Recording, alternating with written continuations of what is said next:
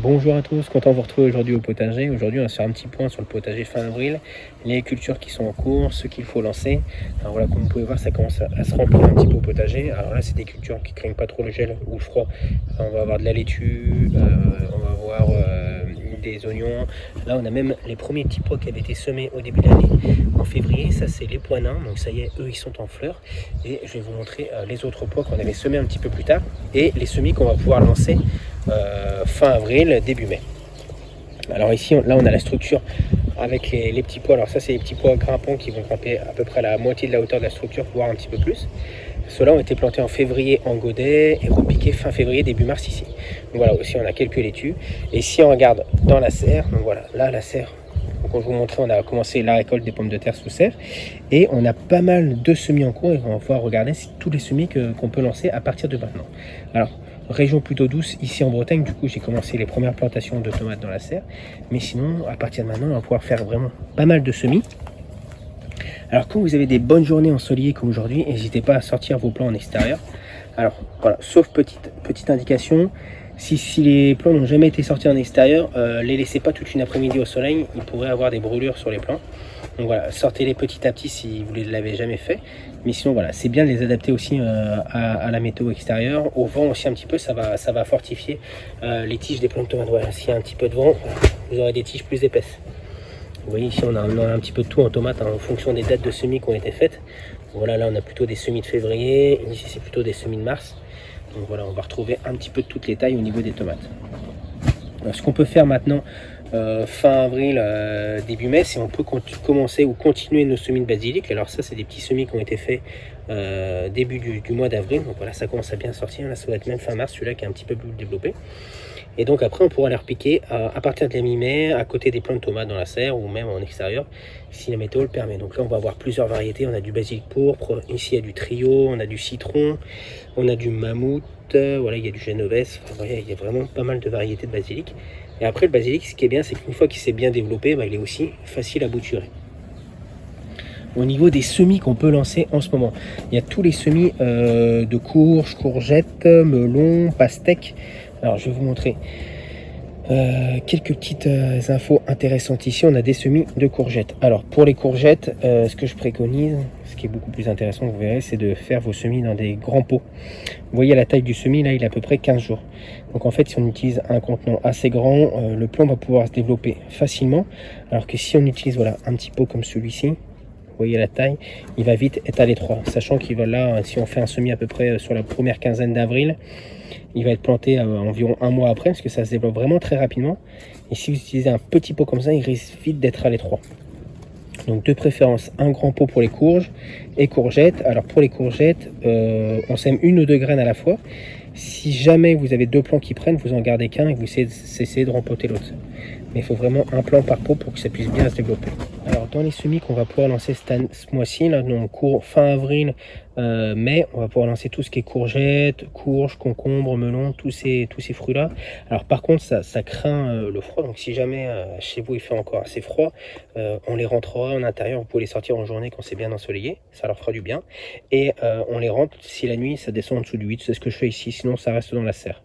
Mais ça peut rester en extérieur aussi, voilà, si la nuit ça descend pas en dessous de 18 à peu près.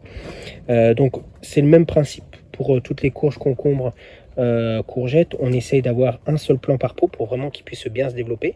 Et puis on compte entre le semis de la graine et la plantation environ 4-5 semaines. Donc parce que ça se développe assez rapidement. Ici on va retrouver du concombre citron. Là on a de la courge loufa. Donc ça on les cultive pour les éponges. Ici c'est de la courgette verte, donc il y a plusieurs variétés. On va aussi pouvoir lancer ce mois-ci tout ce qui est fleurs. Donc pas mal de fleurs sur le mois d'avril. Les cosmos, même début mai, ça peut s'étaler. Là on a des essais avec de la rhubarbe. Ici on a du concombre. Il y a également là les melons sucrins de fleurs. On va avoir encore d'autres concombres ici. Puis vous voyez il y a pas mal de semis qui ont été lancés qui vont pas tarder à sortir. Voilà, il y a encore de la rhubarbe, la pastèque. Donc là la pastèque on la différencie vraiment par rapport à ses feuilles. Donc là c'est un semis que j'avais fait fin mars parce que la pastèque c'est un petit peu plus long je trouve ici. Bon il y a des plants assez spécifiques ici. On a du curcuma que j'ai lancé cet hiver en plan sympathique aussi. Ici c'est du cumin, donc on pourra récolter les graines pour s'en servir en cuisine. Et puis voilà, vous voyez, j'ai lancé les derniers semis. Ça, c'est des semis qui ont été faits le 20 avril. Ici, on a de la courge potimarron. On va avoir ici encore des loufas, mais j'ai aussi lancé des Jack B. Little, des patidous, enfin voilà, différentes courges. On peut aussi commencer les fleurs avec les tournesols. Donc voilà. Pour le tournesol, on peut commencer avec un semis en plaque, mais par contre, voilà, c'est bien de les rempoter dans des pots assez grand parce que voilà, le tournesol va se développer aussi assez rapidement. Donc ici on va retrouver, c'est pareil, là c'est de la courge, on a de la loufa, ici cornichon, donc c'est pareil, vous voyez là j'ai 4 plants qui prennent, c'est des graines assez vieilles, donc quand c'est des graines assez vieilles, j'essaie de mettre plusieurs graines au cas où ça germe, où il y a une mauvaise germination. Quand c'est des graines assez récentes, en général j'en mets qu'une par pot, vous voyez comme ici, ça c'est un paquet que j'ai acheté cette année. Du coup j'ai mis qu'une graine, voilà, comme ça j'ai un plant qui pousse et j'ai pas besoin de faire de rempotage après. Par contre là, vu que les 4 ont pris, bah voilà, je vais en garder qu'un et rempoter les autres dans d'autres pots. Et sinon, bah voilà, ça continue à pousser. Alors là on a un petit peu de tout, il y a de la courge, du tournesol, c'est surtout tournesol, tomate ici. Là on a des tomates qui ont été plantées. On va retrouver ici également tout ce qui est poivron, piment, aubergine. Donc là c'est les semis de février. Donc ça met pas mal de temps au début à se développer, hein, surtout en fait jusqu'au rempotage. Et voilà, là ici ça doit être du piment Goria. Donc c'est le même qui est utilisé pour faire le piment d'Espelette. C'est cette variété, je veux dire. Et donc voilà, quand il est cultivé à Espelette, il a l'appellation piment d'Espelette. Mais sinon, vous pouvez le cultiver chez vous, c'est assez facile à faire et c'est un piment qui pousse très bien dans toutes les régions, même en Bretagne. Voilà, sous serre, ça marche très très bien. Voilà, on va avoir différentes aubergines ici. Donc voilà, on va retrouver les différentes variétés par rapport aux couleurs des feuilles. Hein. Et ça, c'est pas les mêmes. Et puis sinon, on va avoir du poivron chocolat. Poivron rouge, poivron orange, voilà, il y a un petit peu de tout. Ça mettra un peu de couleur dans les plats cet été. Vous ne l'avez pas encore fait, vous pouvez faire vos boutures de patates douces. Alors vous voyez, ça c'est les boutures que j'ai faites qui vont pas tarder à être un peu replantées au potager. Donc là on va attendre la mi-mai. Mais voilà, là on a nos boutures qui ont vraiment bien pris dans les pots et elles seront plantées à peu près dans 15 jours, voilà, vers la mi-mai à peu près. Ici on a les petits plants de cucamelon. Je ne sais pas si vous voyez ce que c'est, je vous avais montré l'année dernière, c'est des tout petits cons. Enfin, ça ressemble à des mini pastèques, mais plus avec un goût de concombre, mais de cette taille là, donc ça c'est vraiment excellent aussi. On mange ça à l'apéro. Ici j'ai quoi, on peut faire les petits semis, tout ce qui est coriandre. D'ailleurs je vais relancer aujourd'hui, je vais faire de l'anis, un nouveau semis de coriandre, voilà, tout ça. Après ça va aller rejoindre le potager là début mai parce que ça crée un petit peu moins le froid. Les laitues, donc là toujours ça c'est un semis du 22 mars. Et donc toujours étaler le semis. Donc là j'ai le semis du 10 avril. Donc vous voyez, ça a déjà bien sorti. Et je referai un semis début mai pour voilà, étaler les récoltes. Toujours un petit peu de fleurs. Donc là on a les cosmos, ici les cosmos, ici les œillets. Donc voilà, vous pouvez relancer aussi tout ce qui est fleurs, à garder aussi à l'abri du gel, hein, pour tout ce qui est fleurs. Ici il y a les petits essais que j'ai fait cette année avec les goji. Alors je me suis un petit peu compliqué la tâche, je suis parti de graines.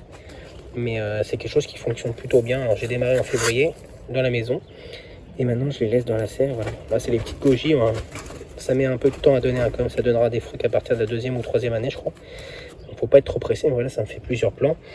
Et vu le prix des plants, si on achète un sachet de graines, voilà, vous voyez, avec quelques graines j'ai fait une dizaine de plants. Donc voilà, ça c'est pas mal aussi les goji. Puis juste à côté j'ai un autre petit fruit aussi qui est super sympa, c'est les petits coquerets du Pérou, les physalis. Donc on pourra manger plutôt à la fin de l'été parce que voilà, c'est assez long à se développer. Si vous n'avez pas encore fait, c'est encore possible de faire ces semis de petits pois. Ça c'est des petits pois que je vais repiquer. Alors c'est des variétés qui sont un petit peu moins précoces que celles qu'on a mis en février, donc qui tiennent un petit peu moins le froid. Donc du coup celles-là on va les replanter d'ici la fin avril. On les replantera sur une structure parce que ça c'est des petits pois qui vont grimper. Donc voilà, on va les planter sur une structure qui puisse grimper. Puis on aura une récolte plutôt sur juillet-août. Donc ça permet, avec les petits pois précoces qui ont été semés en février, d'étaler vraiment la récolte sur toute l'année presque. Ce qu'on va pouvoir démarrer aussi, si vous voulez cultiver des haricots, alors là, vers la fin avril, on peut démarrer aussi en pot, toujours à l'abri du froid, ces semis de haricots. Donc haricots verts, haricots beurre, voilà. On peut les démarrer en pot si vous voulez, ou les planter directement en pleine terre. Faut que le sol soit bien réchauffé quand même aux alentours de 12-13 degrés pour que ça germe bien. Mais voilà, si jamais on veut prendre un petit peu d'avance, on peut aussi les démarrer en pot. Et comme pour les petits pois, Vous mettez environ 3-4 graines par pot, des pots assez gros quand même, hein. Puis après on les repiquera en poquet au potager à peu près 3 à 4 semaines parce que ça se développe assez rapidement, hein. Donc voilà, si on le fait fin avril, on pourra replanter vers la mi-mai, fin mai. Sinon ici on a d'autres semis, alors là ici c'est plutôt des choux, on va avoir du chou rave, du chou rouge, du chou brocoli, ici c'est du céleri rave. Alors le céleri rave ça fait vraiment des tout petits plants, d'ailleurs que je vais pas tarder à repiquer en godet individuel, et ça le céleri rave il aime bien les rempotages, donc il n'y a pas de souci. Ici on a le fenouil, donc c'est pareil, le fenouil ça se cultive une grande partie de l'année, donc là il y a un premier semis de mi-mars et je vais relancer un autre vers la fin avril pour étaler les récoltes. Et voilà, ici on a les choux raves, vous voyez j'ai déjà été repiqué quelques-uns au potager. Et on va aller faire un petit tour en extérieur pour vous montrer les autres cultures. Je ne sais pas si je vous avais montré, j'ai lancé aussi mes poireaux, donc là c'est un semis qui a été fait il n'y a pas si longtemps que ça, vous voyez, 5 avril, donc voilà, c'est déjà bien sorti, et donc ceux-là seront plantés à peu près, alors ils restent en extérieur, il n'y a pas trop de soucis au niveau du froid, ils seront plantés environ vers le mois de juillet à peu près. Et dans la partie principale du potager, donc voilà, les premières structures ont été installées, donc c'est celle-ci que je vais utiliser pour les petits pois, et peut-être une partie de haricots. Donc voilà, là il y a très peu de culture encore pour l'instant, parce que voilà, c'est encore des mois où il y a un risque de geler, donc voilà, pas trop de choses en extérieur pour l'instant. Mais voilà, ici on a les échalotes, donc qui se sont vraiment très bien développées, on voit qu'elles ont commencé à se dédoubler. Donc ça a été mis en place au potager au mois de janvier. Et voilà, elles se sont bien développées. Ici, on a de la laitue avec l'ail. Donc ça, c'est l'ail qui a été mis au mois d'octobre. Là, on a vraiment des beaux troncs. J'espère que ça fera des belles gousses. On croise les doigts pour que ça fonctionne bien. Donc voilà, avec quelques laitues au pied. À côté, ici, on a de la laitue avec les navets qui commencent à sortir. La bourrache. Alors je voulais vous montrer, j'ai un mélange en fait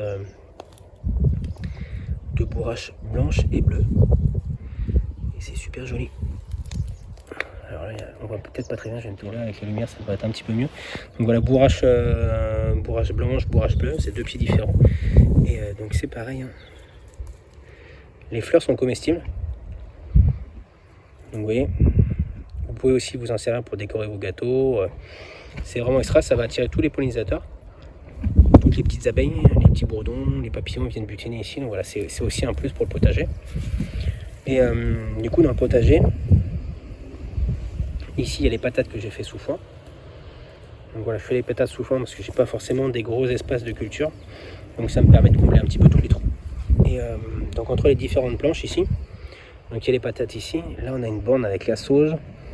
Là j'ai mis du sorgho et on va faire une bande de fleurs en fait entre les différentes parcelles, un petit peu au cœur du potager, pour attirer vraiment tous les insectes. Là-bas il y a deux planches qui vont pas tarder à être cultivées, donc ça sera en partie courgette, fenouil, du concombre.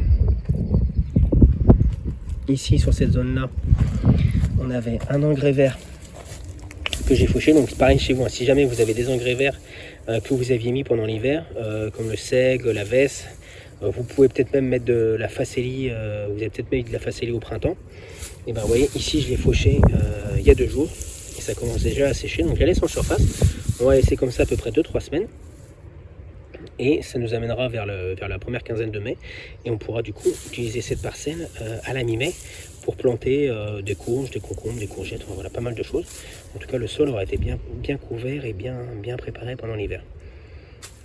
Et pour finir, voilà les petits artichauts qui commencent à pointer, et je voulais vous montrer, on avait fait le mélange carotte radis pour vous montrer que ça fonctionne plutôt bien, parce que c'est bien aussi d'avoir un retour sur ce que je montre.